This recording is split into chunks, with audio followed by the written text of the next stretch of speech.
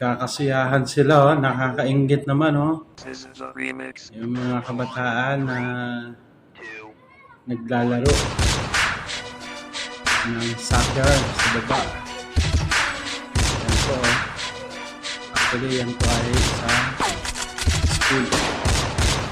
Na kung saan kaya sila dyan naglalaro kasi alam nila. So, good night. Anyway, ayan.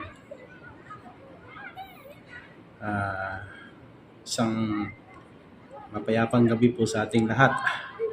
Alhamdulillah at tayo nabigyan na naman ng pagkakataon na binigyan tayo ng isang magandang panahon ngayong araw at gabi. So, salamat sa ating nag-iisang Diyos na makapangyarihan at pinakamahal. Soon after. So, ayan na nga, mga kapobre.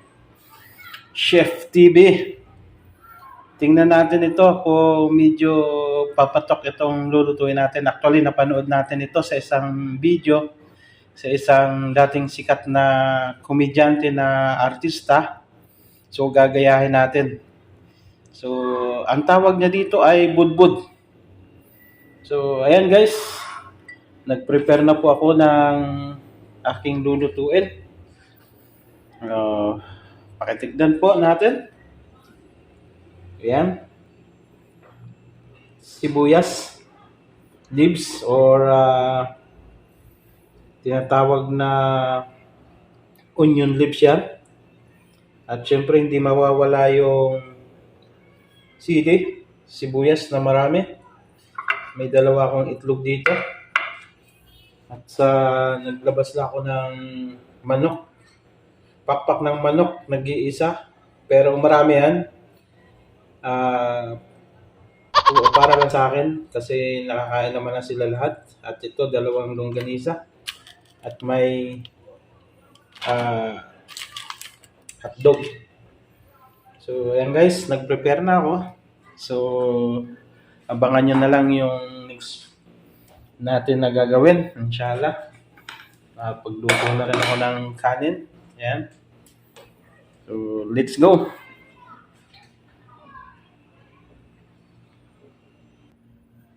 So, ayan na nga. At magmumukbang tayo, mga kapobreng Chef TV. So, gaya ng dati, nagluto lang tayo ng simpleng menu. Pero itong menu na to ay napanood ko sa isang vlogger at galing siya sa isang sikat na komedyante na artista. Ang tawag niya dito sa menu na ito ay budbud. So dahil budbud, titingnan natin. Ito yun. Budbud. Yung budbud. So meron siyang mga toppings actually. Toppings na itlog. At lagyan na natin ng sili, dahon ng sibuyas, at syempre kasama yung mga itatoppings natin. So kumuha tayo ng 2 longganisa, lalagyan natin sa taas. Hotdog po. At nagprito lang tayo ng isang manok. Pakpak ng manok. So ayan mga kapobre. So at dahil dyan, lalagyan natin siya ng konting palaman. Ito yung manok na adobo sa gata. Huwag na nating patagalin dahil mas masarap ito. Ayan po, adobo sa gata. nakikuha lang tayo dahil may sobra sila. So, gano'n naman yan dito. Open ka kumain kahit sino. Kaya thank you sa mga kabayan na naririto syempre. Adobong manok at yung mga toppings niya. Kaya siya tinawag na budbud. So guys, mga Kapobring Chef TV, simple lang. At syempre, lagyan natin hindi mawawala yan ng pampalasa natin. At bumili tayo ng ketchup na spicy. So, ayan na po. Huwag na nating patagalin ito. At atin ang huhusgahan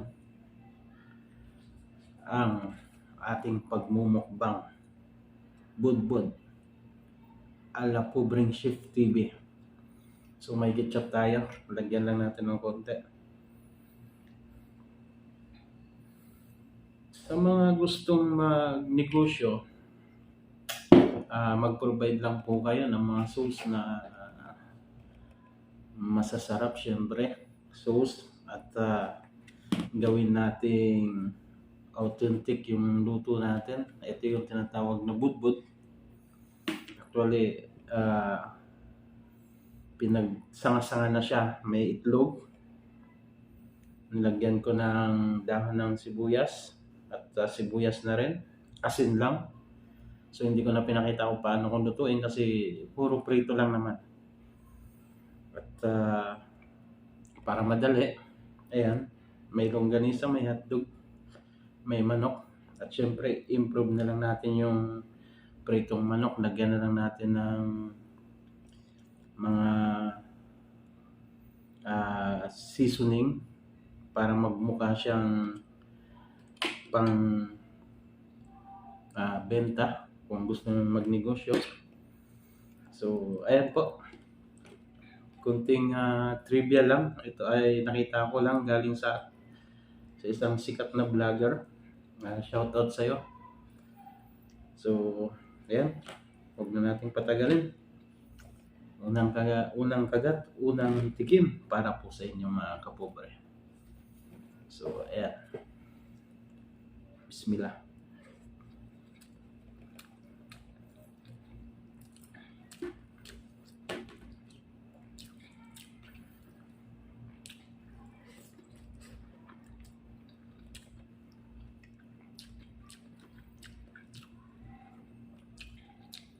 May budbud na sinasabi na yung may sabaw. Pero ito, mas the best yung walang sabaw. Dahil kung maglalagay ka pa ng sauce, gaya ng mga paborito nyong timplahin, okay na po yun. Gaya ng mayonnaise, or may garlic, flavor, ketchup.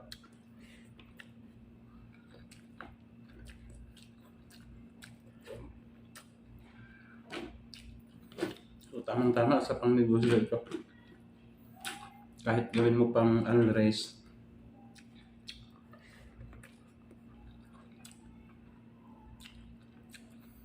siyempre, pag sinabing budbud, araw-araw, iba yung menu, iba yung may pagpipilian ng mga customer, pwede.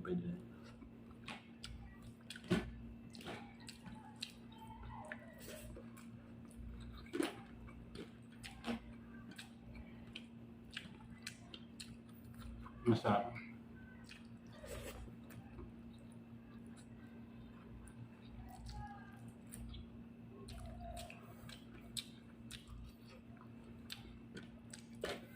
Masarap siya mga kapobre. So ayan po. Huwag na natin patagalin.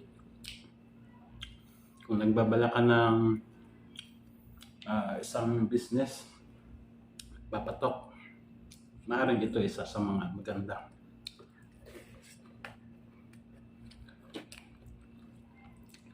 Pangmasa.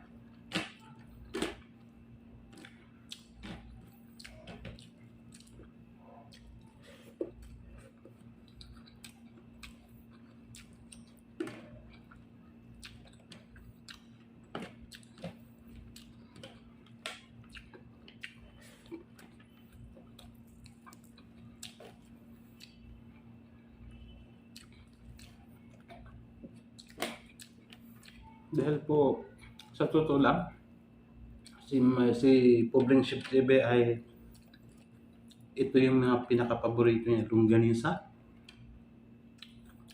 fried egg, fried chicken, at syempre adobo. Yun yung pinaka-the best. So, kung kayo ay magbabalak na magnegosyo, isa ito sa mga pinakamaganda. Pangmasa siya. Kahit sabihin mo pang i-unli rice mo ito, at ibigay nyo sa pinakamababang price, yun ang pinaka-the best para sa mga kababayan natin.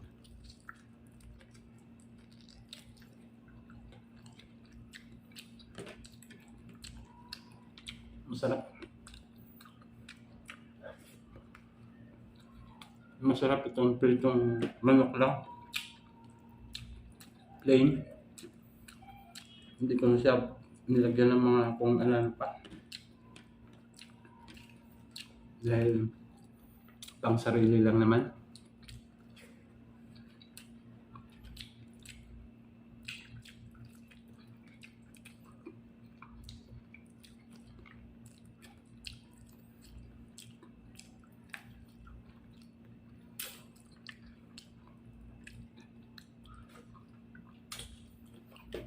Sa ulam pa lang, busog ka na. So, much more pa kung yung ininegosyo natin ay isang masasabi makamasa, under rice.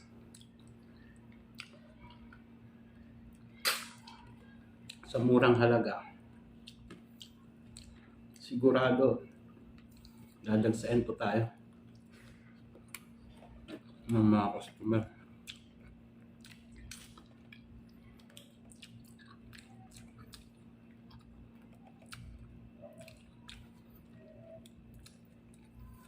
Tingnan nyo po kung paano ko siya kainin.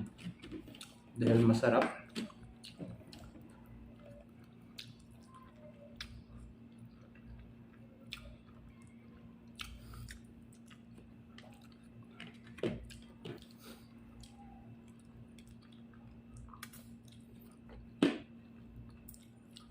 Talaga naman.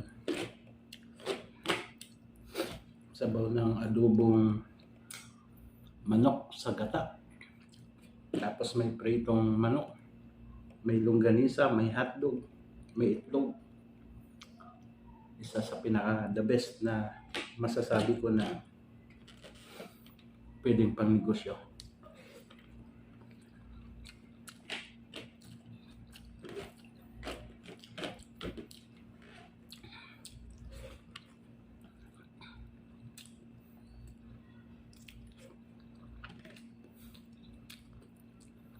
Yan guys ha, hindi lang simpleng pinggan itong ginakainan ko. Siyempre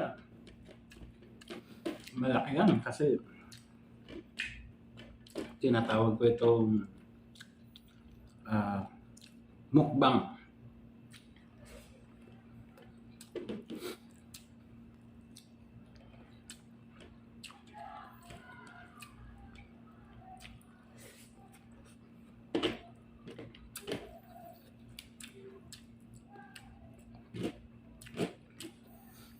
So the best ya. Budbud ala Pobreng Chef TV.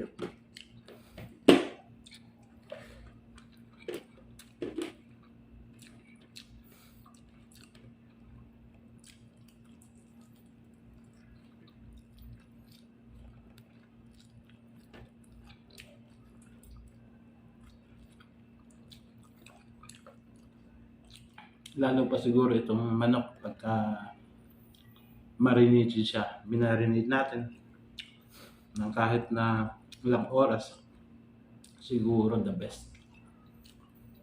Wala na akong masasabi. Sabi ng mga kaibigan ko sa audio. So, yan. At yun na nga.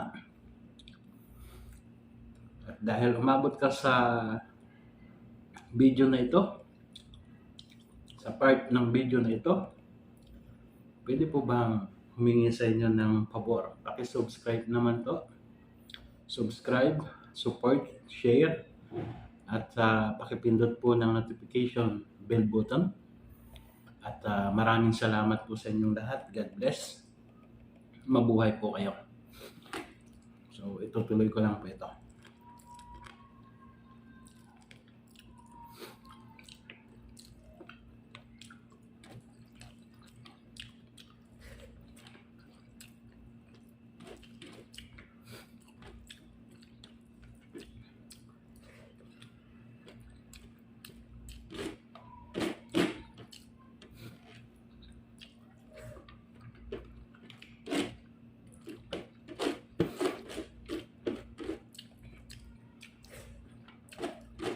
Sarap.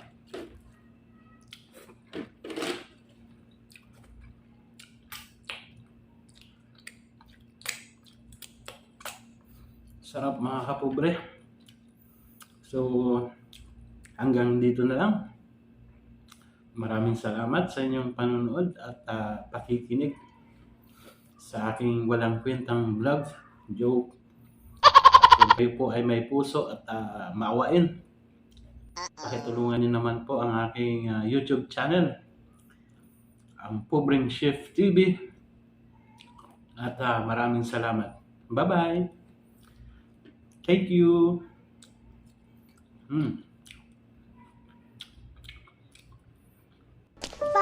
Bye.